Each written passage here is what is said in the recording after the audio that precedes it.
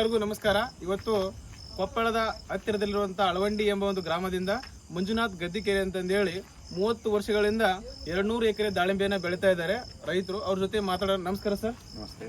ಇವತ್ತು ಆಲ್ರೆಡಿ ನೀವು 30 ವರ್ಷಗಳಿಂದ 200 ಎಕರೆ ದಾಳಿಂಬೆ ಬೆಳೀತಾ ಇದ್ದೀರಿ. ಯಾವ ರೀತಿ ಅನಿಸ್ತು ಸರ್ ಈ ವರ್ಷದಿಂದ ನಿಮ್ಮ ಜರ್ನಿ ಯಾವ ರೀತಿ ಇದೆ ದಾಳಿಂಬೆ ಬೆಳೆಯಲ್ಲಿ? ದಾಳಿಂಬೆದಲ್ಲಿ ಮೊದಲೇ ಆರಂಭಿಕ ಹಂತದಲ್ಲಿ 20 ಎಕರೆ ಮಾಡಿದ್ವಿ. ತದನಂತರ ಹಂತವಾಗಿ ಮಾಡ್ತಾ 200 ಎಕರೆ ಬಂದಿದ್ದೀವಿ. ಚೆನ್ನಾಗಿದೆ. ಈ ವರ್ಷ ಸ್ವಲ್ಪ ಮಳೆ ಹೆಚ್ಚು ಕಡಿಮೆ ಆಗಿ ಸ್ವಲ್ಪ ಸಮಸ್ಯೆ ಇದೆ, ನೋಡೋಣ.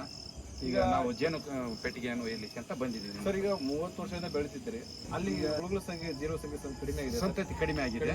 ಆದ ಕಾರಣ ನಿಮ್ಮ ಹತ್ರ ಹೋಯ್ತಾ ಇದ್ದೀವಿ ಸರ್. ಇವರು ಏನು ಸರ್ ಅಲ್ಲಿ ಮೇನ್ ಎಫೆಕ್ಟ್ ಆಗ್ತಿರೋದು ಕೆಮಿಕಲ್ ಸ್ಪ್ರೇಗಳು ಸರ್.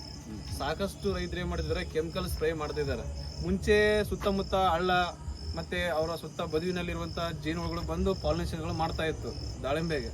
ಬಟ್ ಇವಾಗಿನ ಪ್ರೆಸೆಂಟ್ ಸಿಚುವೇಶನ್ ಅಲ್ಲಿ ಏನಾಗ್ತಿದೆ, ಸಾಕಷ್ಟು ಹೈ ಡೋಸ್ ಇರ್ತಾರೆ, high chemical sir, high dose ಕೆಮಿಕಲ್ಗಳನ್ನ ಸ್ಪ್ರೇ ಮಾಡಿ ಏನ್ ಮಾಡ್ತಿದ್ದಾರೆ, ಸಂಪೂರ್ಣ ಜೇನುಹುಳು ಸದ್ಯತೆ ನಾಶ ಆಗ್ತಿದೆ. ಆ ಥರ ಸಿಚುವೇಶನ್ ಇರೋದ್ರಿಂದ ದಾಳಿಂಬೆ ಬೆಳೆಗಾರರು ಏನು ಮಾಡ್ತಿದ್ದಾರೆ, ಪಾಲಿನೇಷನ್ ಆಗ್ತಾ ಇಲ್ಲ. ನಮ್ಮ ಹೂಗಳಲ್ಲಿ ಕಾಯಿಗಳು ಸೆಟ್ ಆಗ್ತಾ ಇಲ್ಲ ಅಂತ ಸಾಕಷ್ಟು ರೈತರು ನಮ್ಮ ಹತ್ರ ಜೇನು ಪೆಟ್ಟಿಗೆ ಹೋಗ್ತಿದ್ದಾರೆ ಸರ್. ಈಗ ನೀವು ಸಹ ನಮ್ಮ ಹತ್ರ ಬಂದಿದ್ದೀರಿ ಜೇನು ಪೆಟ್ಟಿಗೆ ತೊಗೊಂಡು ಹೋಗ್ತಾ. ಯಾವ ರೀತಿ ಅನಿಸ್ತಾರೆ ಇದ್ರ ಬಗ್ಗೆ ನಿಮಗೆ? ಅದರ ಇದರಿಂದ ಬಹಳ ಚೆನ್ನಾಗಿದೆ, ಒಳ್ಳೆಯದೇ. ನಮಸ್ಕಾರ.